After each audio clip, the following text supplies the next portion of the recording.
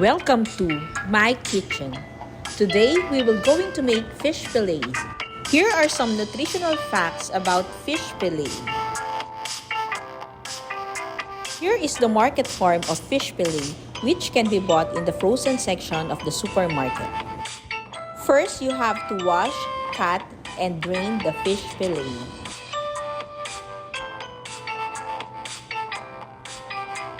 Then, marinate for 15 minutes in 2 tablespoons of fish sauce and 2 tablespoons of Calamansi Juice and sprinkle with ground pepper.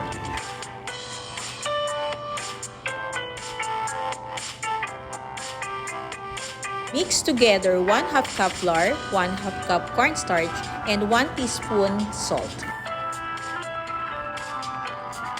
Beat 1 egg and put breadcrumbs on the plate. Dip the fillet in the flour cornstarch mixture, then in beaten eggs, and finally in breadcrumbs.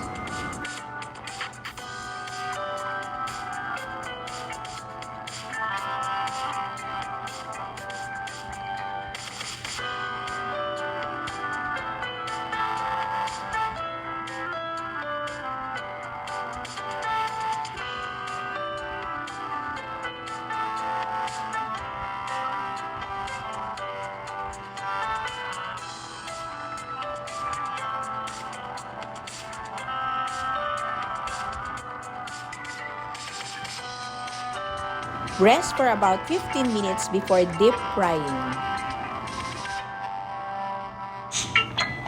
Fry what you can only eat within the day. Then put the uncooked breaded fish fillet in the Ziploc and store in the freezer. For freshness and quality, consume it within a month.